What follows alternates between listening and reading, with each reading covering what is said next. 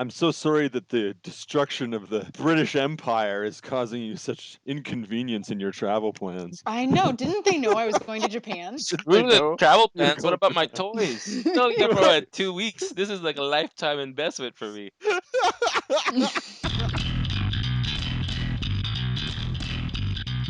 Welcome to the Macross Delta Recap Show, episode 13. This is EXO, along with the magical girl, who'll jump off a flying carrier just so you could hear her song, Celia Rose. Hello. And the mecha expert, whose rune hasn't stopped glowing from this week's Elysian transformation sequence. Here's Chad. Hello, So everybody. this is episode 13, Passionate Diving. When this show opened, we actually noticed right away that there's no credits. I don't know how long those credits are, but they used that time well. I mean, I thought this episode was 40 minutes. I had to check the time after watching it because there's just so much that happened. Yeah, they came out of the gate just racing and didn't stop for the whole episode, which was great because this is what you wanted, right? We had spent the better part of the last episode like building up to this. So I think most of us were coming to this episode expecting something big, and it didn't disappoint at all. It was great. Filled with everything that we were sort of expecting, and yeah, even a few things that we didn't, but it delivered on all of them. On the music, the character work was actually something that I was very pleased with. Especially given our criticisms in the previous episode, particularly about the love triangle. But yeah, everything was just working real well on this episode. Very impressive. Probably one of the strongest episodes of the series so far. And that's saying quite a lot given the fact that I've thought quite a bit of this series so far, and I think we all have. So it's high praise indeed for my part. I have to agree with Chad. This is definitely one of the strongest episodes we've had so far. And what I liked is even though there was so much going on, it didn't feel like it was too tightly packed within the time limit. Like with the pilot episode where they were trying to do a lot and it was just not going so well for that, everything just felt too rushed and not really put together in a thoughtful way. But this episode nailed every single beat that it put into play. And it was lots of fun to watch and it felt longer than it actually was, but in a good way. I was engaged the entire time and on the edge of my seat. So I really enjoyed it. It was amazing. Yeah, it was just such a fun episode, like you said before. All right, so we said the episode opened from last week's closing scene. The Elysian folds into Ultra Hall space, and as soon as they see the Sigurd Valens was already folding out, going into Ragna space. And what we didn't see is Captain Johnson managed to shoot the cannons towards the Sigurd Valens. Basically, what that meant is that Windermere would be forced to get closer to Ragna. Before, with the amplification system that the Epsilon Foundation had installed, I mean, they could affect several planets at once without stepping foot onto any of them. But once that amplification system was damaged, they had to get closer to the ruins, which is why they ended up entering Ragnan space in the first place. And then Mr. Belger mentioned that because the amplification system was damaged, that they couldn't finish reaching the full potential of the ship's power. So it also, even if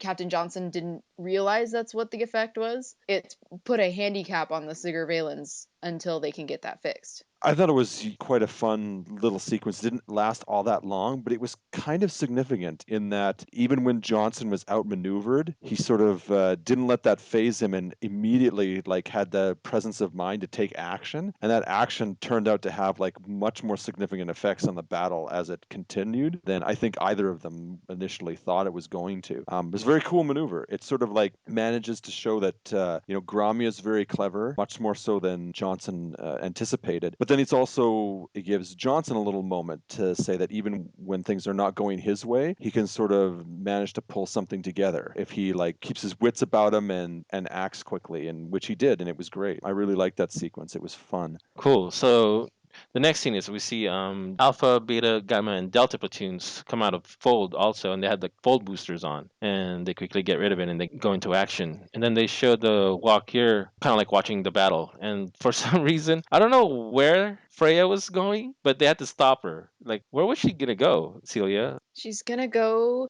She's gonna go join the battle and support Hayate. She understands her role. Like she knows as Valkyrie that's her job, but she also Yeah. understands because of the sync rate and stuff that she and Hayate have.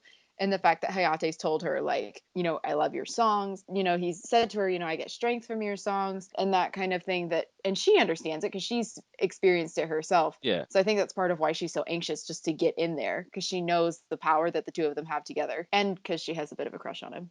Who doesn't, right? Hayate? He knows he's cute. Yeah. You can tell in his interactions in this episode, he knows he's cute and he uses it. Yeah.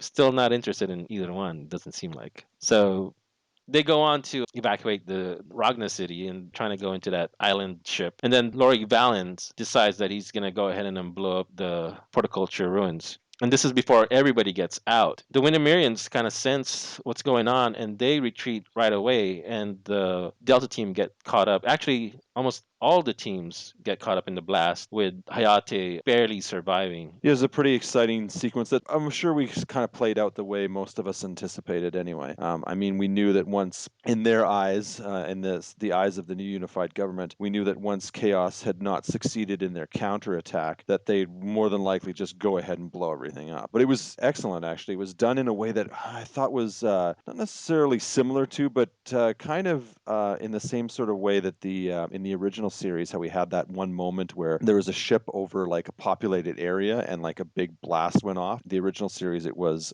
the actual omnidirectional barrier, the full barrier system from the original SDF-1 Macross, and it overloaded and exploded over this populated area, and you had this huge sort of like reaction sort of explosion that engulfed everything around it, and including friend and foe alike. And I thought this was kind of like similar to that in some respect. Different sort of setup and different sorts of players, but obviously kind of like a similar setup. And it was interesting. The visuals of it were like quite striking. I think that this is the first time we've actually seen a reaction weapon used with like modern CG effects in an atmosphere.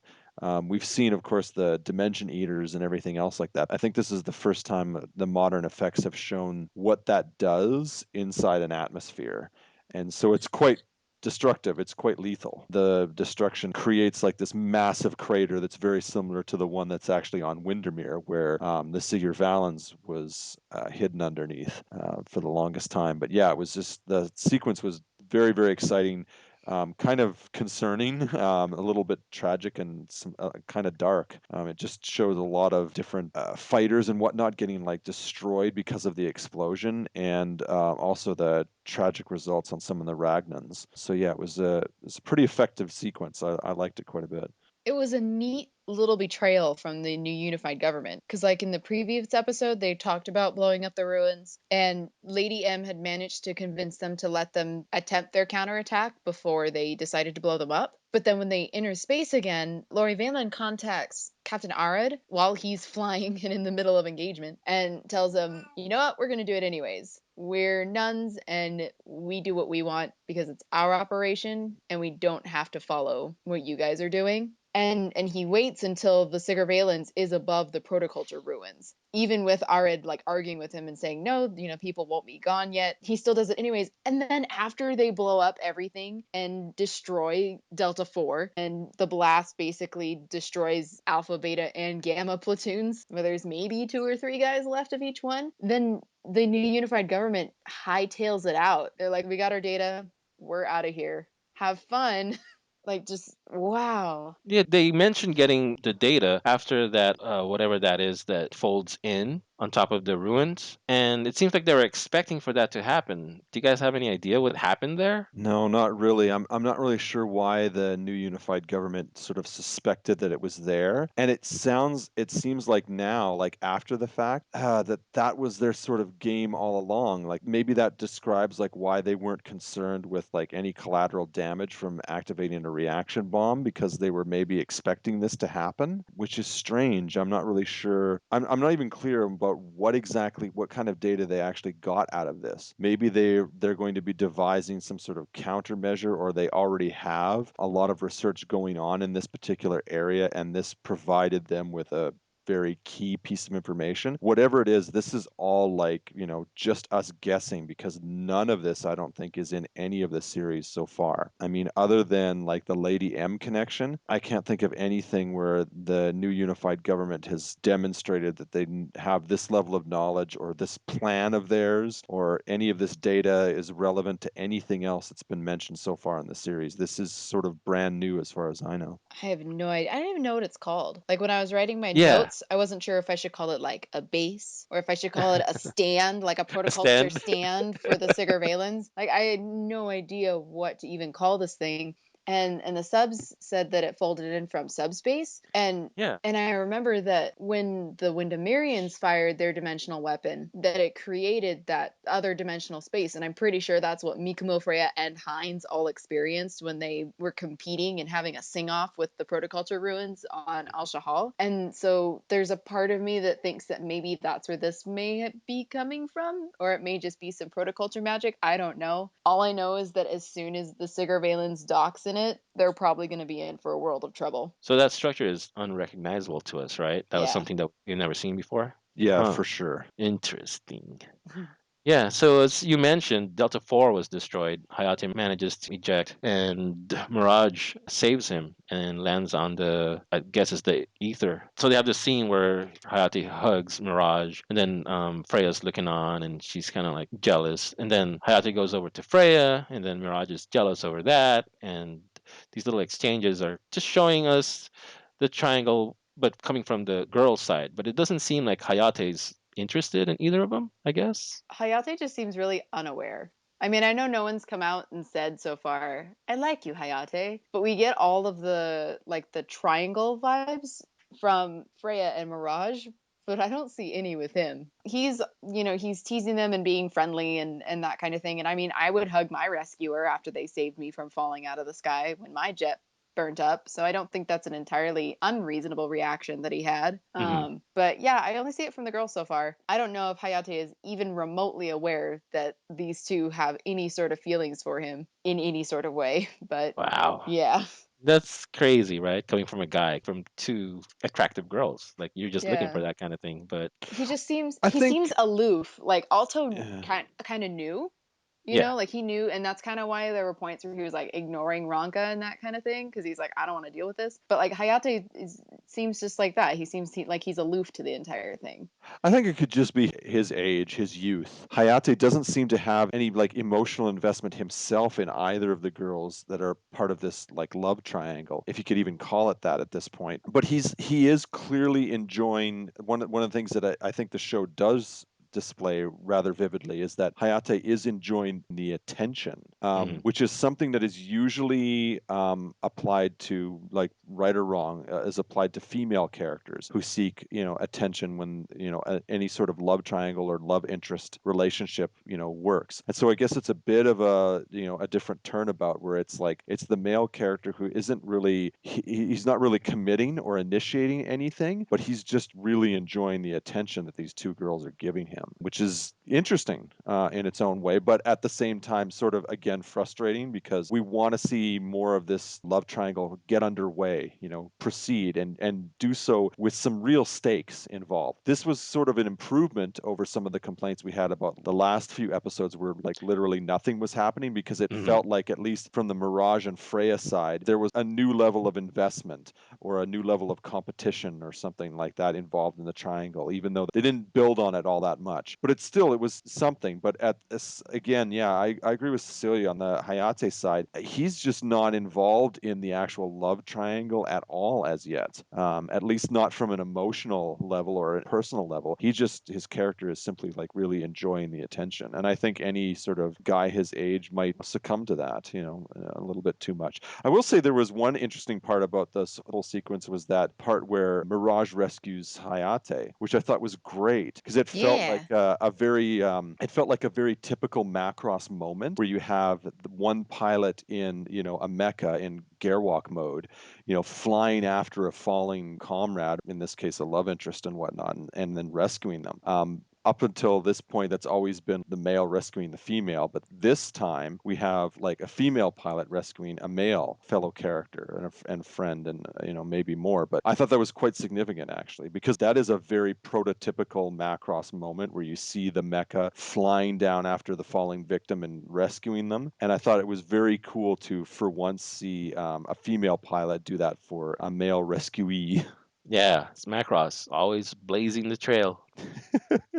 I want to go back. This is something that I want to ask either of you, and I think I already asked Celia online. Rudanjal Romu Mayan. What the hell's that? It was like the true king. What do you think that is, Chad? I have no idea. I didn't even know what was going on. I was like, I remember watching the sequence and reading the Yeah. subtitles and thinking, wait a minute, did someone forget to translate at this particular point? What is happening here? So, yeah, I didn't understand what that meant at all. Celia, what do you think? I I know have we already talked about it, oh man, I have no clue.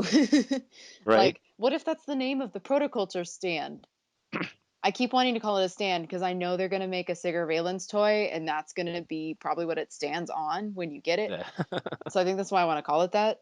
But I wonder if that's the name of it. But I also think it might be like a Protoculture saying or something, Mhm. like some ancient language, since they do believe that they're direct descendants of the Protoculture. It would make sense that they attempt to utilize the ancient language of the Protoculture if they had one. I don't know. It's weird. And the thing transforms, the Sigurd Valens. It totally went modular. It does. It looks like a. I'm sorry. It looks like a bug. Like it looks like a battle torn moth. Oh, I know it's supposed to be. I know it's supposed to be like reminiscent of like the bird human right? and the Yeah. Protoculture, but it looks like a bug to me. Bird bug. Yeah. Bird bug. That was actually a weird sort of sequence because I was kind of interested at first in the transformation, but then I didn't really understand what it was transforming into. Well, and then I thought as it was getting closer to the stand, I'm like, what if that's the legs? Like if the Sigurd Valens has a Ooh, Batroid mode, what if those are the legs? Except it doesn't look like it moves. Like there's a circular ring around the base. So I was like, well, maybe not. But that's what I thought at first. That it might be the legs of the Batroid mode for the Sigurd Valens, if it has a Batroid mode. mega thrusters are go. Dynatherms connected. Voltron, you guys. I haven't Yes. finished watching the new one. But they don't say that in the new Voltron. Oh, what a shame. So, yeah, so they go back to the fight, and guess what? Hayate is flying now, and he's flying a Messer's Valkyrie, the Green Reaper. That's what it is. Yeah, the Shinigami. Literally like the Grim Reaper. Yeah. So Hayate's flying the Grim Reaper now. And that was a pretty cool moment. I mean, I don't think they've done that since the first spoiler, Celia. The first where Fokker hands down the skull to Hikaru. So that was a very exciting sequence to watch. Yeah, it was great. It was awesome. And it only makes sense, right? Because I mean, the guy didn't have a Valk to get into. Yeah, like it was just kind of fit too. Like they just sort of like squeezed it in there, right? It's like, oh, well, we got a spare kind of thing, right? Which I thought was cool. It was a neat little way to have him in there, and it would sort of set up like I guess a little emotional moment for later in the episode as well. But it was great. Yeah, my small nitpick is not a big deal. Is that it's not set up the way Hayate's Valk was. It's not set up for him to ride without the X gear, but Hayate insists on not having the helmet obstruct him. And I thought that they eventually would try to reintroduce Messer's Valkyrie by some character. I didn't know it was going to be Hayate, but at least one of the characters they were going to get it, right? I mean, either Arad, Hayate, or Mirage. I didn't know who was going to get it. But I knew they had to reintroduce it because the image of that Valkyrie and the custom logo that they have on it for the Mhm. Death's Head has become such a flagship image for the VF-31 in the Macross Delta series so far. And I just know that, like, I suppose this is cheating, but from a merchandising perspective, you just knew that they were going to continue to promote it as much as they could, right? So it was only a matter of time before it got reintroduced into the series. So Walkure starts singing as soon as while Hayate is taken off, and they get some new costumes. Finally, it's not just a different color of the old weird half shirts that they've always worn. And These are not much better though. yeah, you didn't like them. Nope. What was wrong with them? They're lopsided space pirate costumes with nipple buttons. You don't like the nipple buttons? All right? Like what's worse, so I tweeted out that I really didn't care for them. I thought they looked kind of goofy, but I'm such frontier trash that I know if Cheryl and Ronka wore the outfits that Mikumo and Freyja wore, that I would like them better. And so a friend of mine on Twitter actually made an edit of Cheryl and Ronka wearing the outfits, and sure enough, I liked them better when Cheryl and Ronka were wearing them. So I don't know if that's just my bias saying anything, but yeah, the costumes, they're okay.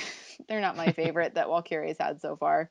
So the inhabitants of Ragna are getting into the island ship, and most of them have gotten out. We know a certain few people, including Chuck's sister, probably didn't make it. Oh, We don't so know. sad. Somebody said that her name is Elizabeth. Sister Mustang. Sister Mistake. Don't they have to rhyme? Like, what's the little kid's name? Oh, Haku and Zaku. Hack and Zack. Whatever rhymes with Chuck. So, anyways, God, I can't. we get into the dogfight, right? Right after the Sigurd Balance is landing on the stand, and then we see the Walkure starting to sing, and it's an all-out battle between the singers, and then it's an all-out battle between the Valkyries. They're taking on Keith, but Keith is onto what they're doing. It's really hard for them to just pin him down because he's just so far ahead. He could feel what the Delta group is going to do ahead of time because he's riding the wind. They're like falling behind. And then Heinz starts singing, and it totally just causes chaos on the Ragna people. The Ragna citizens are getting bar. The Walkure group is getting weakened. Bogue takes advantage of the situation and he blasts right to the glass that Walkure is in. Freyja gets back up and senses that Hayate is in trouble, and she decides that she's just gonna continue on and try to save him. No, the whole battle sequence between Hayate and Mirage and the White Knight and everything was just, it's pretty spectacular. I like how they're sort of showing that they're having a really rough go of it. And it's clearly a problem that they have to solve, but they're working together. I like that aspect of it, which was something that I remember saying something about in the previous episode, where I thought that they were going to have to sort of like combine themselves and like coordinate in order to like sort of take the White Knight down. And that was exactly what they were going for in this sort of episode. And the whole thing with Bogue is obviously Bogue's being Bogue, right? He's going 110%. I'm gonna waste everybody and do it in the most spectacular fashion possible. Yeah. And so he tries to do that. Yeah, gets dangerously close to doing that. He also gives this, I don't know if it was just the subtitles or not, but he gives this weird sort of insult, calling them rotten apples or something like that, Oh which I yeah. Yeah. assume is supposed to have some sort of, cultural context for Windermerians, but comes across as extremely silly to anybody else. I was like, wow, yeah, it's a little bit too close to like calling somebody a rotten egg, which is like when something you call them when you're in like a friendly race with them and they're being left behind. So it's not something at all like it's supposed to be. I think it's supposed to come across as extremely insulting, but in the translation, at least as an English viewer, it came across as, extremely silly and not very threatening at all. But at least it was entertaining, that's for sure. Those gosh darn Rognans. Yeah, they're such rotten apples. Oh God. Celia, what did Vogue. you? Yeah, you Ah. love Vogue. Vogue. Yeah, I think they have a store, just like a stash of all these Vogue close-ups that they save. And they're like, let's just change the lighting on it. 'Cause I noticed it after I took that screen cap Yeah, that like the background when he does that is very nondescript. So it could be just as easy as like placing filters over the frames to change the time of day. yeah, it's the same I'm clip. just like, wow, guys, this needs to be a meme by this point. And Vogue leaning forward into the camera. The Shouting. yeah, I'll get you, Akire. I just think his reaction to their music is just really funny to me. Where it just angers him so much. He's like, I gotta smash you because I hate your songs. And it's just It really reminds funny. me of, yeah, it reminds me actually of a lot of my a lot of people I know just in my social circles, both like now and in the past, that just have this intense hatred for like a particular like amount of music. It's like he comes across as like a fan of music who really hates pop music or something like that. Yeah. Yeah, he has that sort of level of like, utter disgust for this style of music or Mhm. something. And he's just like wants to, just murder everybody as a result.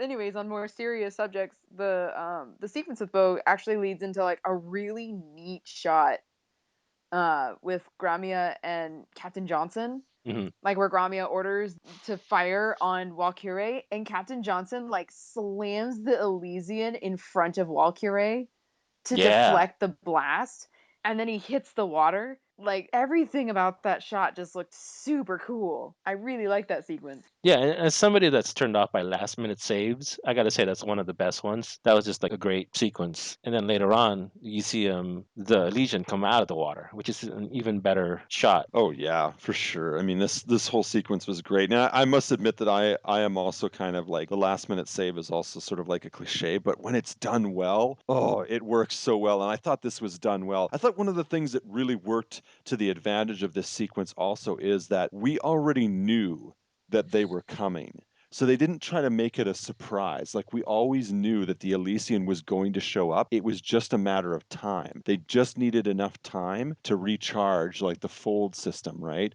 So that they could actually fold back to Ragna and get engaged in the battle. So we always knew that Johnson was going to show up in the episode at some point. We just didn't know how or when. So I think that actually like as much as it's like I guess splitting hairs, but it isn't really because we knew it was going to happen, but we just didn't know what element it was going to take. So it doesn't feel quite as bad as like the last minute save where you have no advanced knowledge that anybody's coming. You know, like you don't think anybody's coming at all. And then all of a sudden the heroes appear out of nowhere, right?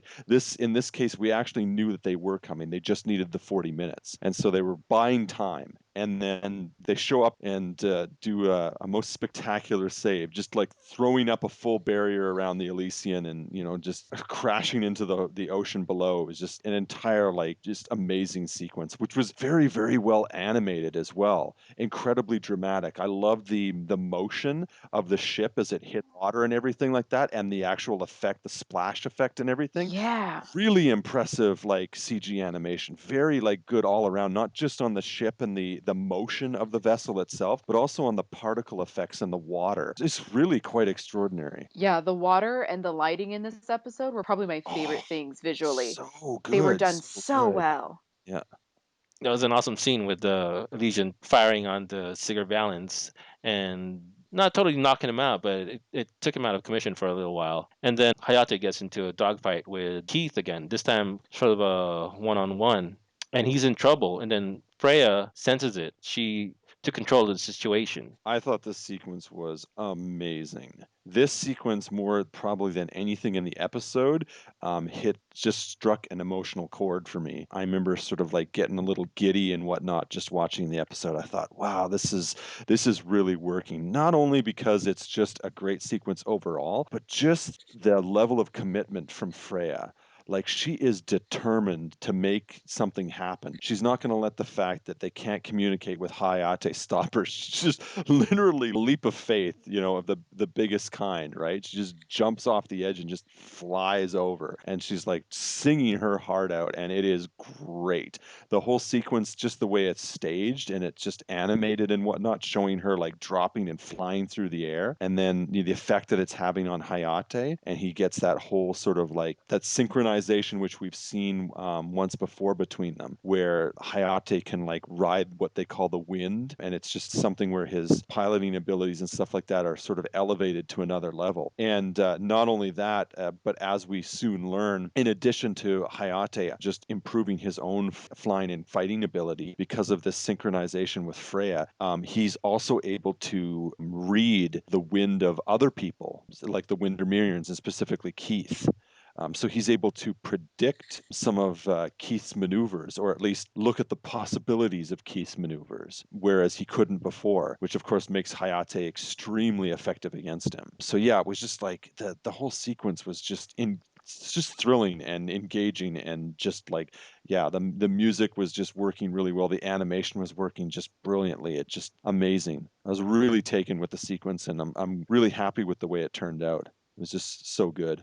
Celia, first of all, did you notice that Freya had to change costume to I jump off the. I did. She needs her rocket booster skirt. Yeah. Oh, that was so neat though. Okay, so when she says rune pika, I like half expected a laser beam to like shoot out of her rune because of the fan arts that have been going around Yeah. Yeah. where she's all like rune pika beam and then like this giant laser comes out. So when she leapt in the air and said that and all these sparkles are coming out, I half expected a laser. Even though there's nothing in the series that would make us think she could shoot a laser out of her rune. But that was so neat. She's literally riding the wind. Like she Yeah. leaps off the edge of, I assume it's probably the Hemera, since it wasn't attached to the Elysian or whatever there's so much. She leaps off the edge and skydives down to Hayate. Before she fully activates her powers, like she's just saying over and over, I have to reach him, I have to reach him. Well, I guess she's literally going to reach him by diving down to him. And it was just, wow, it was super cool. And her voice is so strong that Hayate feels her wind, but so does Keith and Hines. Like it even knocks Hines off his feet. It's actually kind of kind of a funny scene where like Hines is falling into the void as idle music is playing, and he's all like, ah. But Yeah, it's like everybody's riding the wind except for him. He just fell off. yeah, it was so cool. And Hayate realizes, that he can sense Keith's movements, and I thought there's this little scene, it's like a blink and you miss it scene, where Hayate cells change while he's riding on the wind. Yeah. Where like, with the VAR the cells turn red. They go from blue to red, but this time they turned pink. Yeah, and they had like a green And center. I'm not sure. Yeah, I'm not sure what that's supposed to indicate biologically, other than the fact that he is 100% synced with Freyja at this point. But it made for a really awesome dogfight with Keith, because Keith could feel the wind, but he wasn't in control of it this time. And that put him and Hayate on equal footing. And they had just a really neat sequence where they're taking each other out shot for shot in like their intense spaces when they're going to blast each other with their laser cannons. It was just a really, really cool scene. I enjoyed it a lot. I liked it. Yeah, there's a small sequence where Hayate, and they did it in slow motion, where he dances around the beams. Yeah, that like he was like, yeah, he's like just shocked. It's like, how did he dodge that? And it was actually very well done. It's just the sense of like inertia and movement in that one sequence where his VF-31 Siegfried is sort of like rolling as it dives through the shots that Keith is sort of firing at it. It's just, yeah, it was a very well done sequence. Yeah. So finally, the battle between Keith and Hayate comes to a head, and Keith takes a shot at Hayate and hits him, but it's not enough for him to take down Hayate. And Hayate shoots back and actually takes down Keith, which is totally awesome. And we just see like a smoke trail of him going down towards the stand of the Sigurd Balance. Celia, is Keith alive or is he dead? Oh, he's alive. There was no destruction to the cockpit, so there's that. I wonder though, will Keith have a new scar? Oh. Like he's kind of like the pretty boy of the Aereo Knights boy band. Hmm. So I'd be curious to see if they give him any type of battle damage, but that would be neat if he actually like had some injury by the end of it. I mean, he's falling out of the sky, so he's probably going to get hurt, but I don't think he's going to die too soon. He's gonna come out with a cool scar. Yeah. And then, yeah. So later on, we find out that King Gramia doesn't make it. Oh, earlier in the episode, we actually see like his scars falling apart. It's a sure sign that he's close to death. But he actually gets killed by the blast of the Legion towards the Sigurd Balance. And this is where Roy takes the opportunity to announce himself as the new leader of the Windermerians. Yeah, this was obviously something that we had talked about previously, and it played out differently than I had predicted. But it was still like a moment where we were still, I think most of us agree that there was something that was going to happen with Royd. I think the story at this point needed something to happen with Royd as well, because he was sort of taken out and put on the sidelines, whereas he was sort of front and center for most of the series. And we needed a way to get him back in the game in a big way. And so he hasn't done what I thought he was going to do, which was some sort of betrayal, but he has taken the opportunity to just reassert himself as the top echelon of the Windermere forces, because now Gramia is dead and there's really no one else to fill his shoes except Royd. I mean, Keith is doing his thing, but he doesn't seem like the kind that's going to be able to have the strategic sort of chops to keep doing like what Royd does or what Gramia does, right? Keith just isn't that forward. He just isn't that big of a thinker when it comes to that. He can do, the small unit stuff, but he can't do the big stuff. So it looks like Royd is pretty much in and is great. I noticed that there was a brief little sequence where once Royd does seize power, he changes Oh his god. glasses. He changes was his just battle glasses from yeah, gold to silver. silver, which was just God. a laugh out loud moment. I was like, "Oh my god, they're really going there." How And it was long Yep. has just he like, been carrying those? I don't know. It's just it's almost like he anticipated this moment, so Yeah, he was hoping to use those last. he was hoping to use his glasses, so he carried him on his person just in case. It's like if the old man croaks, these are the glasses I'm taking out, baby. These are my replace the king glasses. It's like he carried like this like old bottle of wine, hoping that he'll get to open it. But then if he doesn't, he'll just like put it away for another special For another occasion. You know. occasion, yeah.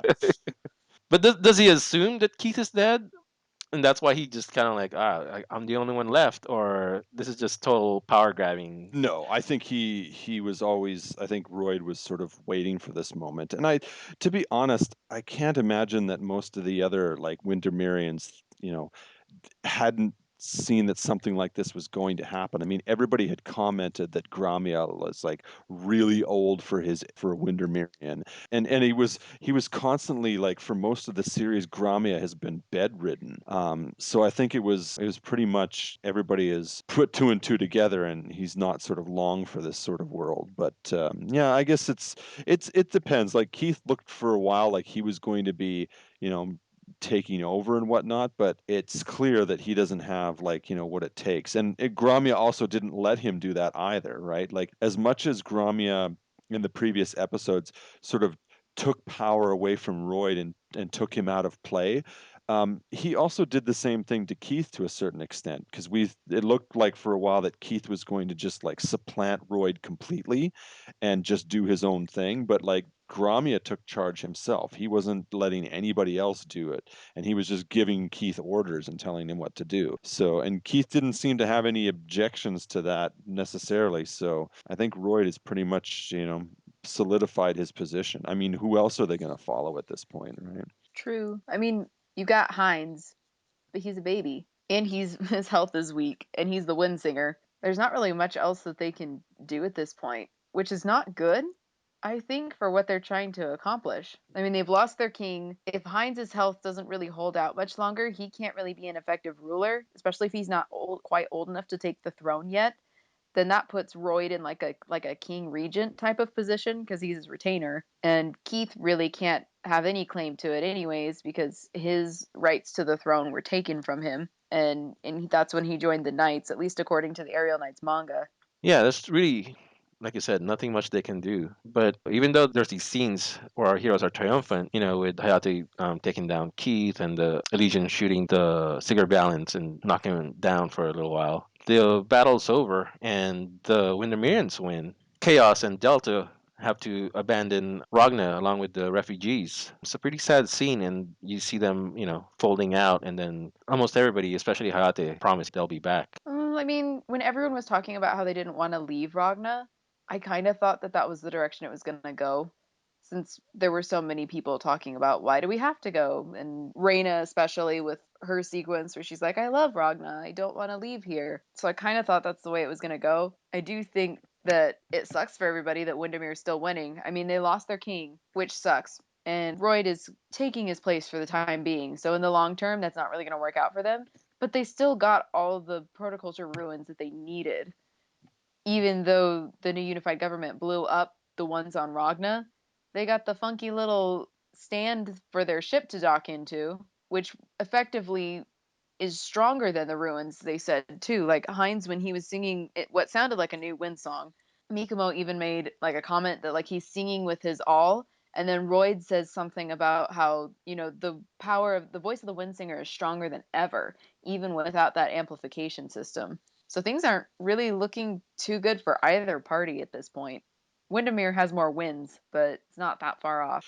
Yeah, I'd have to agree. I remember in a previous episode, I predicted that there was going to be a musical victory because that was the sort of the only victory that our heroes could hope for at this point because the military disparity was just too overwhelming. And that kind of happened in a way here, but also it wasn't a final win or anything like that. It was sort of like a momentary victory, maybe just enough to save who they needed to save and also enough to give them hope for the future because it's clear that what was put on display here from Valkyrie, specifically Freyja, is of a level that we hadn't seen before, and it is like even more disruptive against the Windermerians than they thought. Because not only is Freyja's music affecting both Heinz and his wind singing abilities, like negatively affecting them to a very serious degree, but now like Freyja has become like a key component in like the dog fights between our main characters like Hayate and Mirage, and the enemy ace like Keith, right? So this is becoming like a very, very serious thing. It seems like Freyja's music and maybe by extension Valkyrie's music is going to be like the key deciding factor here, which would probably explain why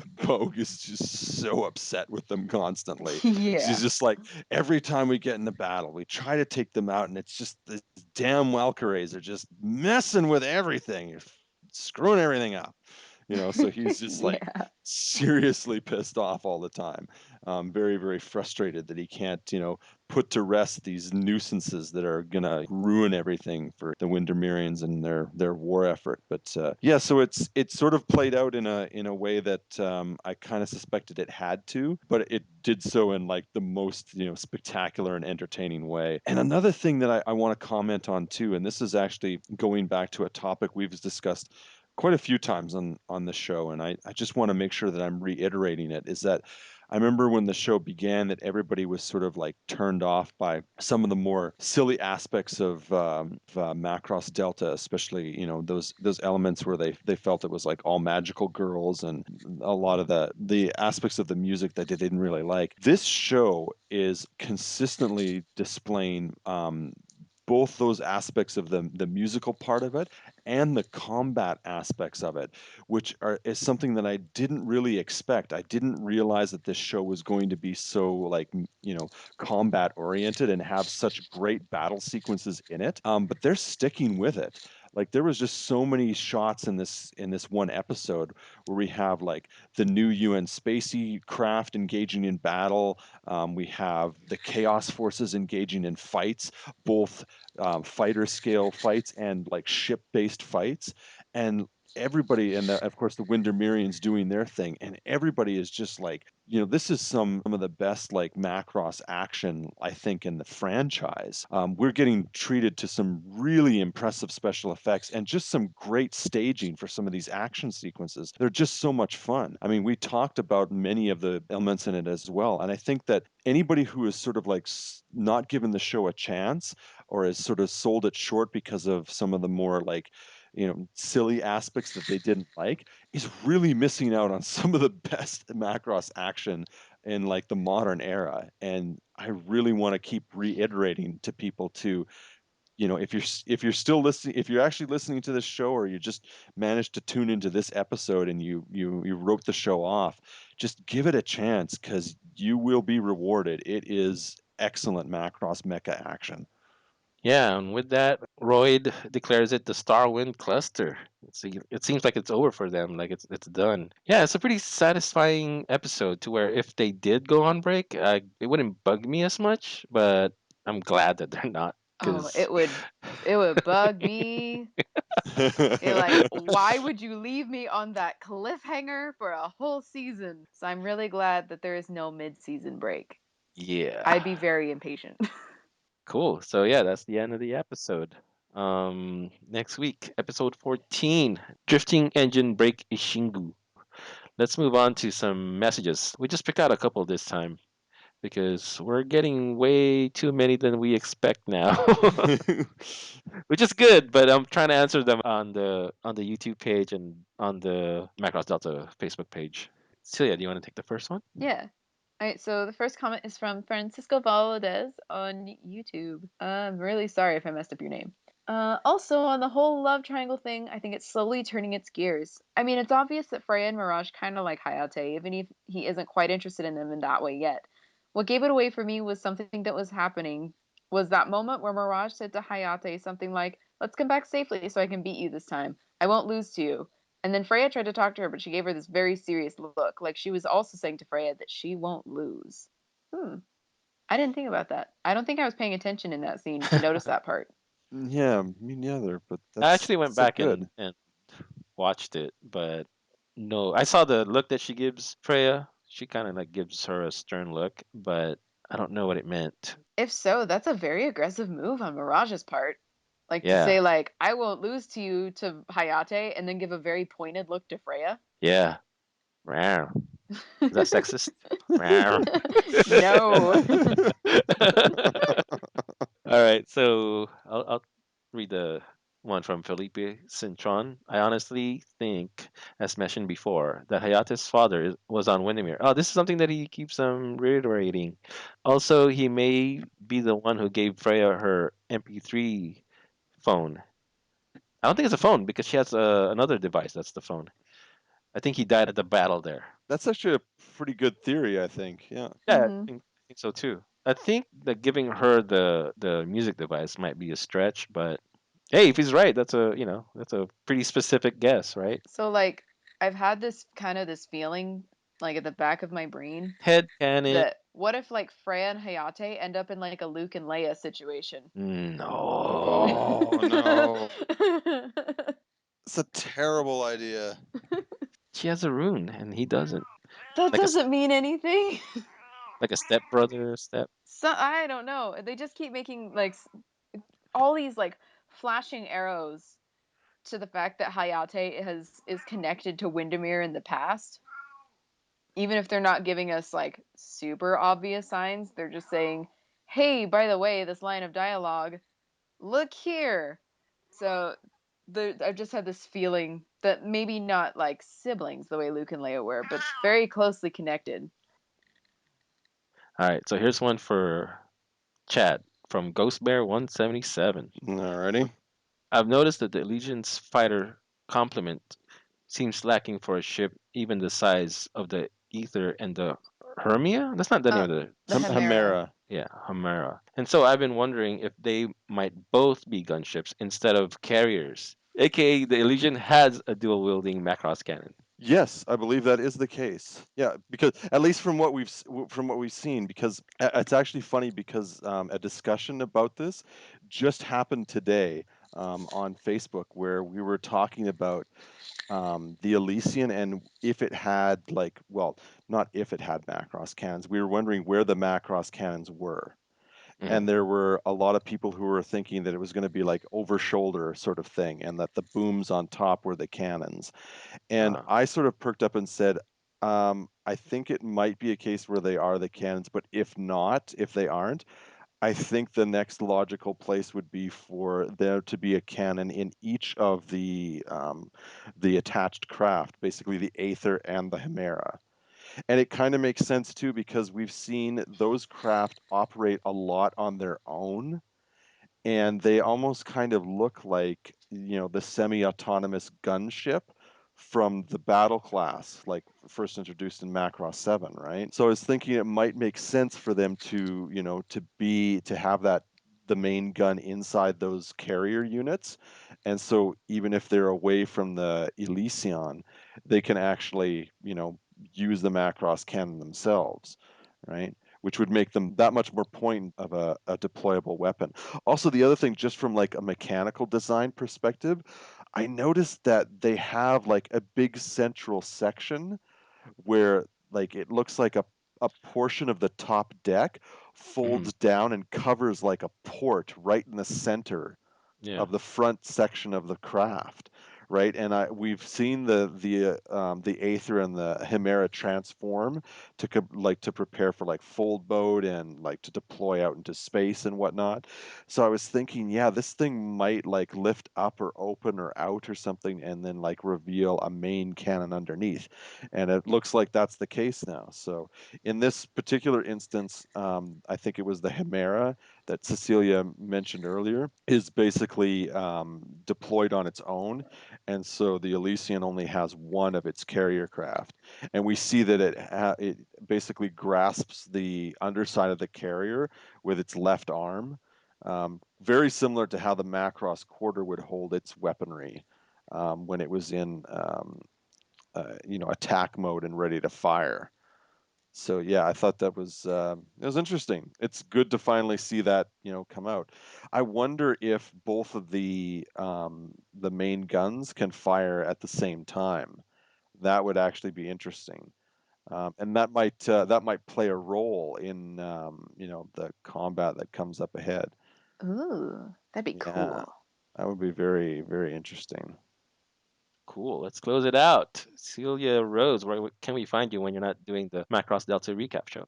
You can find me on Facebook at facebook.com/Celia Rose Cosplay and on my Twitter account at Planets Twinkle. Chad? Okay, you can contact me via email at marchingcw@hotmail.com. And of course, you can visit my website, the Macross Mecha Manual. And you can also visit my Facebook page for the Macross Mecha Manual, which is facebook.com/Macross Mecha Manual. And lastly, I posted various anime message boards such as Anime Nation, ANN, and Macross World forums. This is EXO. You could reach me on the Macross World Facebook page and the Macross Delta Facebook page, or you could tweet at me at Macross Tweet, the official Macross World Twitter account.